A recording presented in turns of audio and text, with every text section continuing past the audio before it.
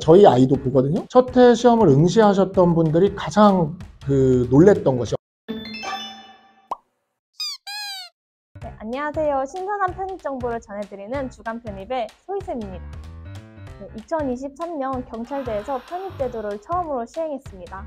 첫 시행이다 보니 정보도 많지 않고 특히나 언어 논리 부분이 굉장히 생소하실 텐데요.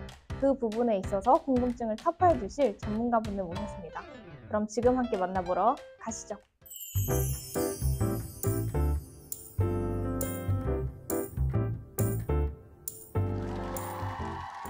네, 안녕하세요. 네, 안녕하십니까. 네, 올해 경찰대 편입이 처음으로 시행이 되었잖아요. 네. 인기가 굉장히 많았다고 들었는데 경찰대 편입의 메리트는 어떤 게 있나요?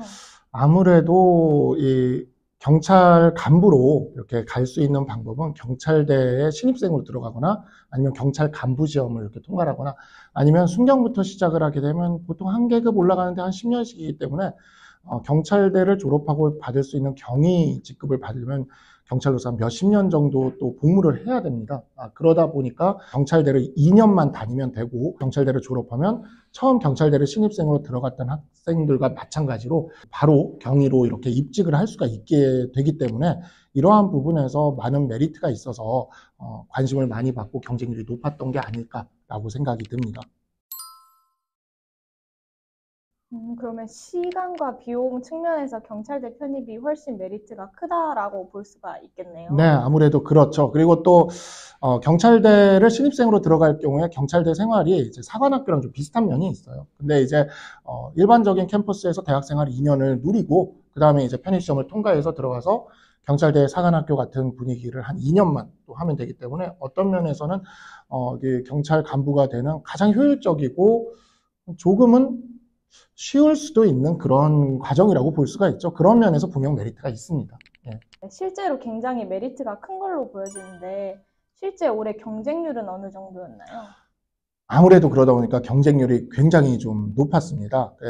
이게 50명을 편입해서 뽑는데 25명이 일반 대학생들 중에서 뽑는 거고 25명이 재직 경찰관 중에서 뽑는 건데 일반 대학생들을 뽑는 거는 25명 뽑는데 거의 1200명이 맞습니다. 그래서 경쟁률은 50대 1이 넘는 굉장히 높은 경쟁률을 보여줬고요. 재직 경찰관 중에서는 200명이 지원을 해서 약 한 8대 1 정도의 경쟁률을 보여줬습니다.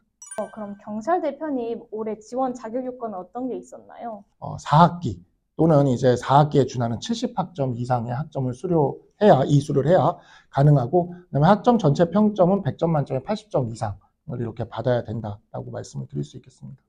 저는 언어 논리 시험을 독학하시는 분들은 정보도 많지 않고 방법을 잘 모르실 것 같은데 독학 방법에는 어떤 게 있을까요? 언어 논리 시험은 일단은 지문 분석 능력이 있어야 됩니다. 아마 시험 문제 풀어보시면 아시겠지만 위에서부터 쭉 읽는 게 제한된 시간만 없으면 거의 다 정답을 내실 수가 있습니다. 문제는 시간이 제한적인 게 문제죠. 그렇기 때문에 지문을 전부 다 읽는 방식으로 해가지고는 결코 시간 안에 문제를 풀이할 수가 없습니다. 그래서 지문 구조를 구조적으로 읽어내는 소위 말하는 통독이죠. 자기가 관심 있는 어떤 예를 들어 스포츠 기사다.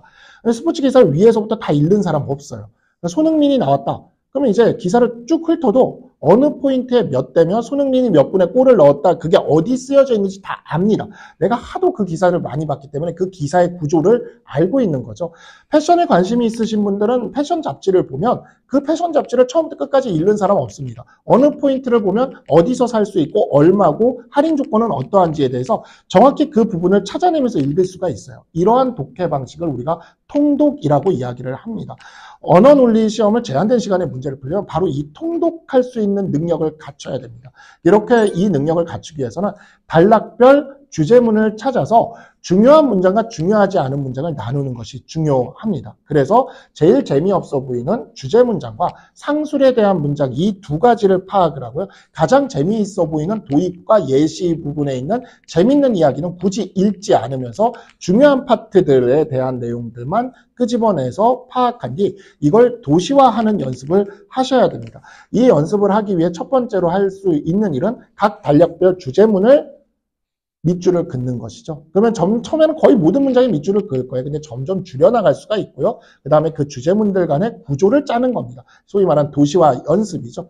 그리고 그 다음에 해야 될 일은 이제 시간관리 훈련인데 이거는 아무리 혼자 준비하신다 하더라도 전국 모의고사 등 학원이나 이런 곳에서 실시가 되는 그 모의고사들은 모두 응시해 보실 것을 권해드립니다. 그 모의고사를 직접적으로 응시해 보면서 그 제한된 시간 안에 시간적인 압박을 견뎌내는 훈련을 이거는 직접 오프라인에서 현장에서 느껴보지 않으면 결코 연습이 되지 않는 부분이고요. 그래서 적어도 그 부분만큼은 반드시 오프라인에서 연습을 하실 것을 권해드리겠습니다. 네, 독학생분들이 가장 궁금해하시는 게 교재인데 혹시 추천해 주실 만한 교재 있으실까요?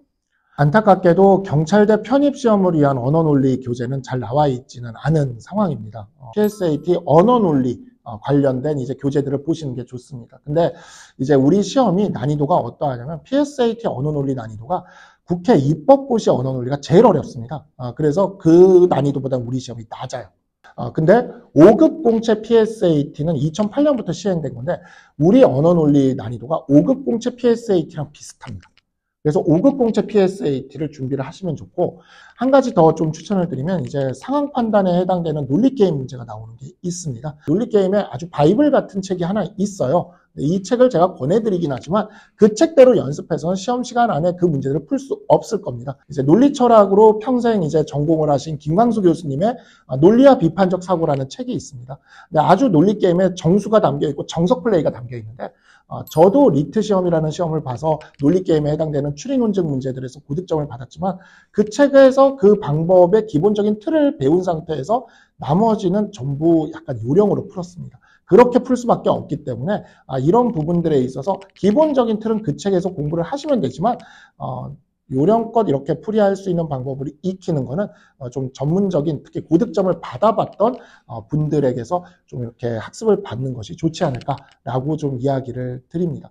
그리고 이거는 좀 이제 서브로 말씀드리는 건데 논리와 비판적 사고가 워낙 어려워요, 그 책이. 그래서 사실 논리게임에 들어가는 기본적인 지식은요, 위기철 씨가 지으신 초등학교용 논리책인 반갑다 논리야 시리즈가 있습니다.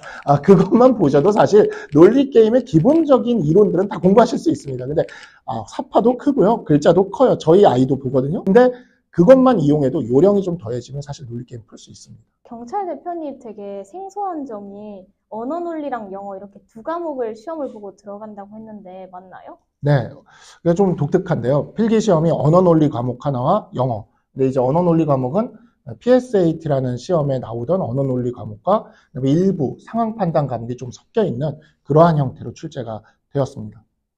제가 편입 생활을 했을 때 가장 중요하게 생각했던 부분이 바로 기출이거든요. 그러면 합격자 점수랑 제 점수를 가장 객관적으로 비교할 수 있는 지표라고 생각을 했었는데 경찰대 편입 같은 경우에 사실 작년에 기출 문제가 없었잖아요. 네. 그럼 공부를 어떤 식으로 하는 게 좋았을까요? 사실 경찰대 편입에서 테스트되는 영어 시험은 편입 영어 시험과 굉장히 다 유사하기 때문에 이 편입 영어 시험에 대한 준비를 하는 것으로서 다름이 될 수가 있었는데 문제는 이제 언어 논리였죠. 우리나라의 이제 그 인재 선발 방식에서 문해력이 굉장히 중시됩니다. 그러다 보니까 이 문해력을 중시하는 언어 논리 유형의 시험들이 계속해서 도입이 되어 왔어요. 특히 2005년도에 공직 적성 시험 PSAT 시험에서 언어 논리 과목이 도입이 된 이후로 지금 벌써 18년째 시행이 되고 있죠. 또 7구급 민간 경력 채용에서도 PSAT 언어 논리 시험이, 그 다음에 국회에서 사무관을 뽑는 입법고시에서도 PSAT 언어 논리 시험, 법학전문대학원 즉 로스쿨 입시의 언어 이해 과목 등 이러한 문해력을 테스트하는 시험들이 그동안 18년, 20년 가까이 우리나라에서 시행되고 있었기 때문에 그 문제들을 가지고 충분히 준비를 하실 수가 있었습니다. 그러면 언어논리 시험은 PSAT 시험을 조금 풀어보면 도움이 될 거라는 말씀이신가요? 그죠. 아무래도 가장 비슷하고요. 네, 여기가 이제 PSAT 시험은 언어논리 상황판단 자료 해석 세 과목으로 구성되어 있는데 아무래도 우리는 언어논리 하나만으로 시험을 보다 보니 언어논리 문제가 25개 문제 중에 한 20개, 그 다음에 이제 상황판단 형태의 논리게임 문제가 5개. 그래서 제가 이제 수업에서 설명을 할 때는 언어논리와 상황판단이 좀 섞여 있다. 이렇게 이야기를 합니다. 편입생들이 공부해야 될 과목이 늘어나면 제일 많이 하는 걱정이 공부 시간 배분이거든요. 그럼 언어논리랑 영어는 공부 시간 배분을 어떻게 하는 게 조금 더 효율적일까요?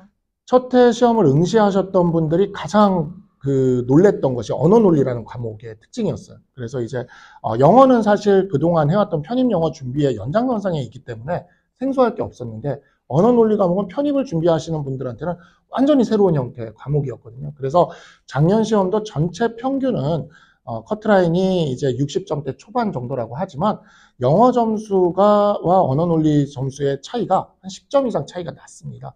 그런 측면에서 언어 논리 과목이 굉장히 성적이 좋지가 못했고 학생들한테 많이 생소했던 거죠. 그런 측면에서 물론 비중은 영어가 조금 더 문제수가 많기는 하지만 언어 논리 과목을 전략적으로 많이 좀 공부를 하시는 것이 합격선을 올리는데 크게 도움이 된다라고 말씀을 드리고요.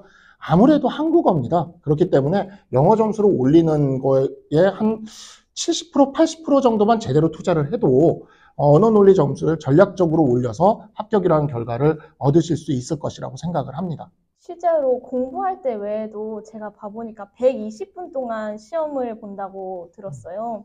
근데 제가 시험 봤을 때 가장 길었던 게 성균관대학교 90분이었는데도 되게 체력적으로나 정신적으로 힘들었거든요. 120분 동안 언어 논리랑 영어 두 과목을 봐야 되는데 시험장에서의 시간 배분은 어떻게 하는 게 더 효율적일까요? 제가 이제 언어 논리 과목에는 60분 정도를 쓰시라라고 이야기를 합니다. 그러면 이제 영어 과목에 나머지 시간을 써야 되겠죠. 이 편입 준비하시는 분들은 영어가 주력이었다 보니까 그 정도는 충분히 해내시더라고요. 근데 문제는 언어 논리죠. 너무나 생소하기 때문에 이 부분에서 정말 많이 그 시간 관리 훈련이나 이런 게 이루어지지 않는다면 솔직히 60분을 쓰고도 언어 논리 25문제 제대로 푸는 게 쉽지 않습니다. 언어 논리 과목은 가장 중요한 게 타임 어택입니다. 결국 제한된 시간 안에 문제를 최대한 많이 풀어내는 게 중요한 거죠. 작년에 50대 1의 경쟁률이었는데 커트라인은 언어 논리 같은 경우에 전체 커트라인은 60점대 초반이었는데 언어 논리는 50점대 후반 정도로 추정을 하고 있습니다. 그 소리는 무슨 소리냐면 반만 맞아도 커트라인을 넘긴다는 거죠. 그러니까 반만 맞아도 커트라인을 넘기는 시험과 100점을 맞기 위해 노력하는 시험은 완전히 다른 형태의 시험입니다. 풀 수 있는 문제들만을 최대한 많이 맞추고 풀 수 없는 문제에 시간을 낭비하거나 집착하지 않는 시간 관리 훈련을 하는 것이 가장 중요합니다. 네, 말씀을 들어보니까 언어 논리 시험이 굉장히 어려운 것 같아서 노베이스들도 충분히 도전할 만한 가치가 있는 시험인가요?